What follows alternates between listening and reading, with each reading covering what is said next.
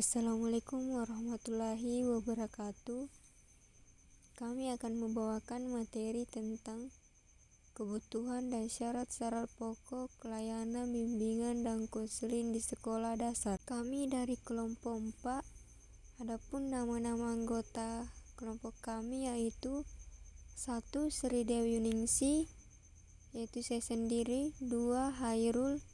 3. Irawati. 4. Fadila Alifa. 5. Arham Andika Purnama. Kebutuhan dasar bimbingan di sekolah dasar. Kehidupan siswa di sekolah dasar banyak sekali yang dapat dialami oleh siswa, baik itu sebuah hal yang menyenangkan maupun yang tidak menyenangkan, seperti datangnya sebuah masalah. Masalah-masalah yang dialami siswa dapat terjadi oleh berbagai sebab, baik yang bersumber dari siswa itu sendiri maupun bersumber dari lingkungannya. Sebab-sebab yang bersumber dari diri siswa pada dasarnya terkait dengan upaya mewujudkan tugas-tugas perkembangan, upaya memenuhi kebutuhan-kebutuhannya. Sedangkan sebab yang berfungsi dari lingkungannya terkait dengan pengaruh kondisi di rumah tangga, kondisi sekolah, dan kondisi sosial budaya yang kurang menguntungkan. Masalah-masalah tersebutlah yang dapat menyebabkan proses belajar mengajar berlangsung kurang baik dan mengganggu kelancaran proses perkembangan siswa selanjutnya. Saya akan melanjutkan memaparkan materi. Sejalan dengan sebab-sebab terjadinya masalah tersebut, maka kebutuhan bimbingan dan konseling di sekolah dasar antara lain: yang ke-1, membantu murid mewujudkan tugas-tugas perkembangannya. Tugas perkembangan adalah suatu tugas yang timbul pada suatu masa tertentu dalam kehidupan seseorang. Keberhasilan seorang individu menunaikan tugas-tugas perkembangannya secara baik akan memungkinkan individu itu memperoleh kebahagiaan dalam hidupnya dan akan mempermudah dirinya melaksanakan tugas-tugas perkembangan berikutnya. Yang kedua, membantu memenuhi kebutuhan-kebutuhan dasar siswa. Sebagaimana manusia umumnya, maka siswa memiliki kebutuhan-kebutuhan dasar tertentu. Maslow (Ngalim Purwanto) pada tahun 1990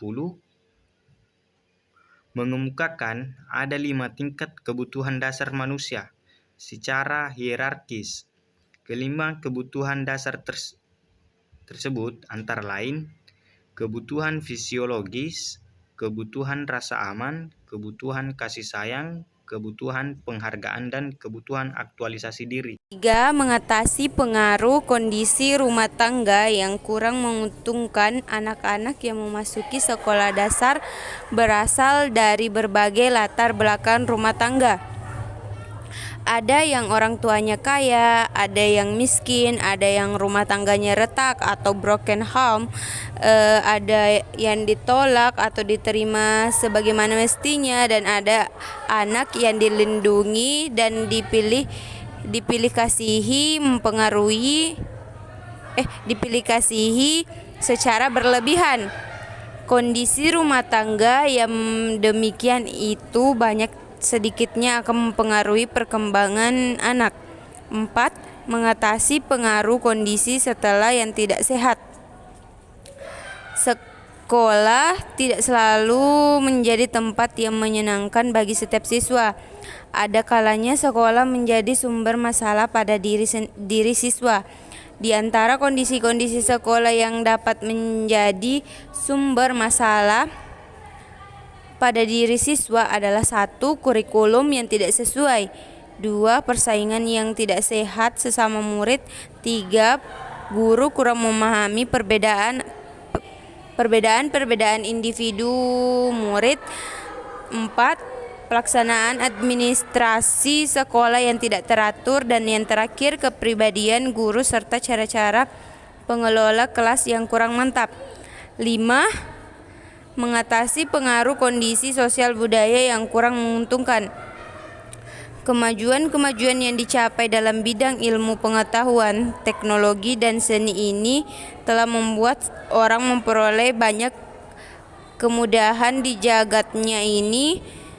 Kemajuan di bidang komunikasi misalnya seakan-akan menghilangkan jarak antara bumi dan planet lainnya. Demikian pula dengan kemajuan transportasi memudahkan terjadinya mobilitas penduduk dari suatu daerah ke daerah yang lain.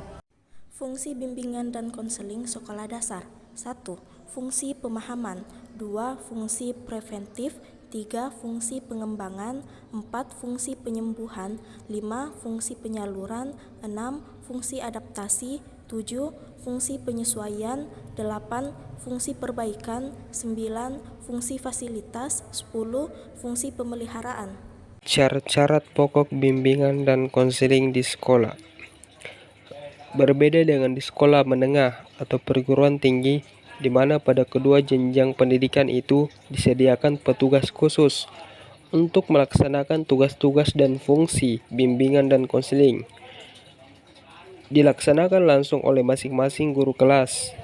Dengan demikian, para guru kelas memegang peranan ganda sebagai pengajar dan juga sebagai pembimbing bagi murid-muridnya. Untuk kelancaran pelaksanaan bimbingan dan konseling di sekolah, diperlukan adanya syarat-syarat tertentu. Dalam hal ini ialah sikap yang positif dari guru dalam menangani tugas dan tanggung jawabnya sehari-hari.